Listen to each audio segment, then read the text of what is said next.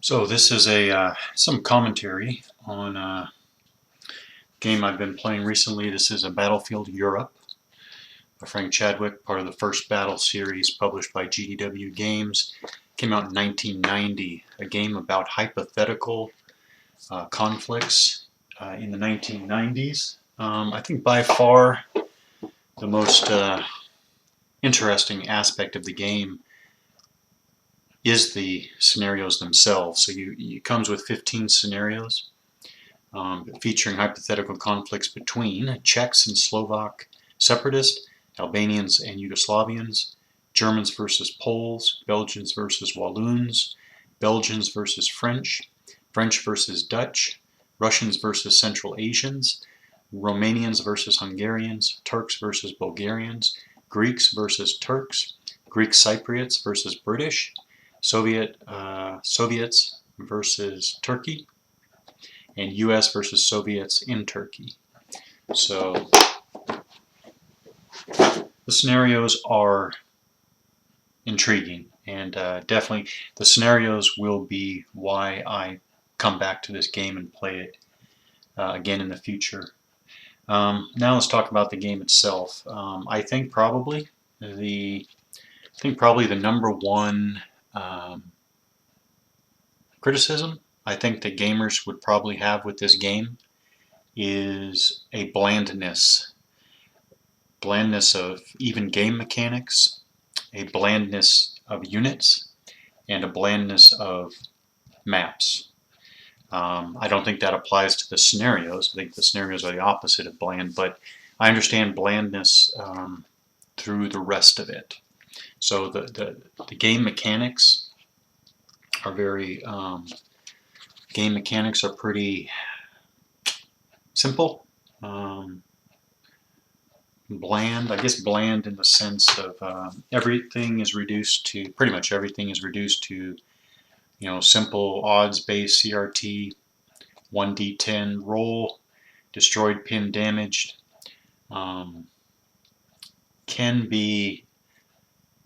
Can come across as fairly bland mechanics. Now, I agree with this. Basically, mechanics-wise, this is really just, in my mind, one step above, army men in the dirt in the backyard level of gameplay. But it's okay. I think primarily for me it's okay because you have so many different scenarios. This is a series. You can take the base rules through multiple other games in the series. So yeah, the mechanics alone would not keep me coming back, but the scenarios do. As for the units, blandness, again, can't disagree too much. Basic combat factors, morale and training, leadership level, not even factored in at the individual unit level. Morale is factored in, but only as on the whole side. Leaders have capabilities, but not, I guess, not characteristics per se, not individual characteristics.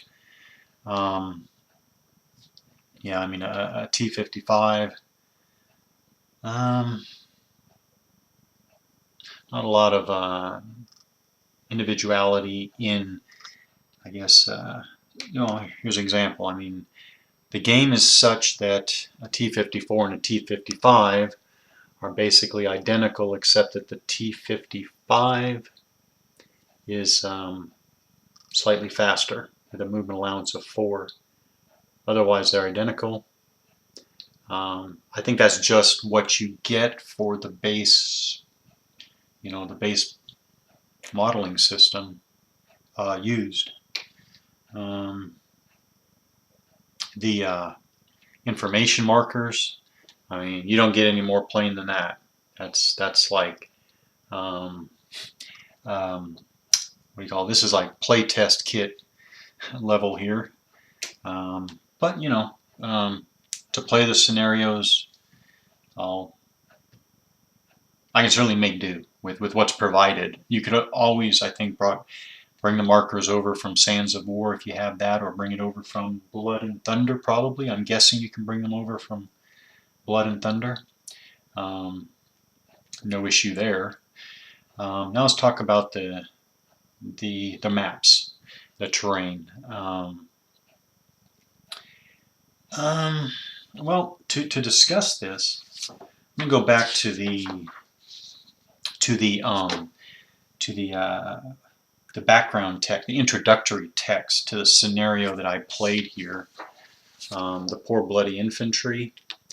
And this is where I'm going to start talking about what draws me into a game like this. For me, this game is not bland at all. But let me explain how and why and how. So the background text goes like this. Now, the Albanian army has advanced up Highway M26 and captured Tetovo, but loyalist Yugoslavian troops have held firm in Skopje. All right, I'm going to stop there at Skopje. I deployed to Kosovo in 2000, late summer of 2000 with the 101st Airborne Division, and we flew into Skopje, where we finished stayed there for a couple of days as we finished our pre-deployment activities, and then we were moved by ground transportation pretty much due north from Skopje into Kosovo and then east to our sector. So I'm going to read on here. Joined by local Albanian nationalist guerrillas, the Albanian army has managed to move north and cut off Highway M2 to Pristina. Now, Pristina is the capital of Kosovo, the province of Kosovo. So again, when I was there from late summer 2000 to winter of 2001, the 101st Airborne Division had the far southeastern sector of Kosovo. We had the tri-border area where Kosovo, Serbia, and Macedonia meet, unofficially called the Chicken Leg, but we were there on the border. That was our sector. So where am I? And Highway M1 to Beograd. Beograd is Belgrade, the capital of Serbia. Although it is beset from many different directions, the Yugoslavian government makes a major commitment to breaking the siege of Skopje and sends south its last major reserve, the 4th Tito Guards Infantry Division. The division's 11th Infantry Brigade, reinforced, moves ahead in an effort to clear the road and meets its first serious resistance at Vranje, which is located some 75 kilometers north of Skopje on the M1 highway. So that's the introductory text to this hypothetical conflict between Yugoslavians and Albanians. And Vranje is what both sides are fighting over. Vranje is this 3-hex town here. And when I read Vranje in the introductory text, I knew it sounded familiar, and going back and looking at maps, Vranje was the first major city as we looked east from Kosovo into Serbia proper. The first major city on the other side of the border was Vranje. So as we deployed on the border there and conducted operations, and we were preparing to counterattack a Serbian invasion of Kosovo, as we counterattacked, we would have been heading towards Vranje. So, I mean, this town representative of Vranje, so this would be the highway that they're talking about. This would be the highway that goes from Skopje down south to Belgrade north. This is the highway. So Kosovo is to the west. The rest of Serbia is to the east. And so when I look at this, I don't see this at all. What I see is, so this is, make sure I get the right picture here. So this is me in very late 2000 or very early 2001. And these, so here's another one. So the ground here is Kosovo, and those hills on the far side are Serbia. So really, beyond those hills is Vranje. And so when I look at the map like this, and I see hills like this, wooded hills, that's what I see. Wooded hills, barren hills, that's what I see. Here I am in front of this is in a village. This happens to be the part of the village that was destroyed from earlier fighting. But this is what I see, a village like this. That's what I see when I look at a village like this one right here. Bland on the map, but in my mind, it's this. The ground here, open ground with woods, for example. Open ground and woods, the village, again, this is what I see. This is a Black Hawk helicopter. Actually, I was going to look for it. I forgot to dig out a Black Hawk helicopter. I don't know if they have them in this game or not, but Black Hawk helicopter landed in a field. So this, again, is what I see when I'm looking at this. Again, you know, countryside. So this is along a, actually I'm up on the hill, so this is barren hill, just like this right here, barren hill. I'm looking down into a valley. There is a main route going this way. Village, wooded hills on the far side. I mean, that is, to me, that is hill, you know, highway, town, right here, up wooded hills on the far side. That again is what I see.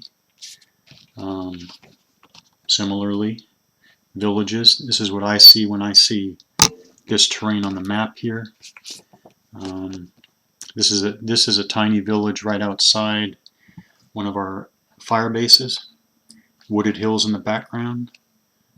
That again to me would be like standing here, looking through the village, woods, up to the high ground, wooded. That to me is that view right there. And that's the town that's right outside this company fire base. So this is a reinforced company fire base. It's a guard tower. This picture is taken from the opposite guard tower. The fire base is a square. And again, looking outside the fire base, wooded hills, barren hills. That again is what I see when I'm looking at and playing a scenario on a map like this. So the forces, you know, BRDMs, you know, T-55s, BTR-60s, you know, these Yugoslavian forces were around us. You know, obviously we were surrounded by ethnic Albanian forces. And by the way, I pulled this this scenario out without reading the background. It's actually chance that this all corresponded to my prior experience. So I think this explains, I hope this explains how, for me, you know, this is not and can't be seen as bland. This is real to me. Now, how do you get this without the experience? You know, I think you read. Well, first of all, it all comes down to imagination. All these games, paper, you know, paper on paper, you know, with plastic dice, it all comes down to imagination. So how do you fire the imagination? And I think you fire the imagination by digging out at least related official histories, unit histories, other first-person accounts, even sociological reference material to give you the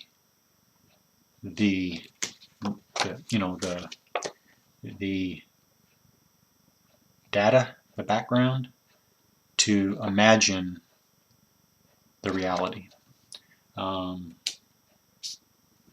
Right now, anyways, can't say much more than that.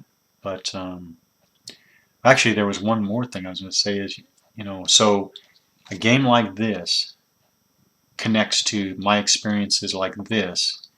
And I ask again, I mean, where are modern games like this? Where are games like this today? with this expansiveness. I don't want, one particular piece of, let's see, we're talking like 2 by 4 kilometer piece of real ground, with real units, because that's one situation. I want something that is, universal, a system like this that allows me to put units on representative maps to fight representative actions in conflict today, recent past, today, and very near future. And that makes me think that a game like this deserves to be completely redone, reimagined, updated. Definitely would scrap a basic odds-based CRT, but update it to something something more interesting, more intellectually interesting. Obviously, update all the facelift, obviously, but yeah, a game like this deserves to be redone so that it can handle from the 1990s to through the 2020s. Yeah, but not having that, I hope you understand. I hope it's clear how wanting that I don't seem to find. I'm going to go to a game like this, which is definitely not that far off the target I'm talking about. Horrendous graphics when you just look at that. Uninspiring graphics when you look even at this. Even when you look at this, definitely uninspiring graphics to be sure. Simple mechanics, but hey, this isn't that far off the target I'm looking for, the target I'm looking at. Yeah, so this is Battlefield Europe, hypothetical conflicts in the 1990s.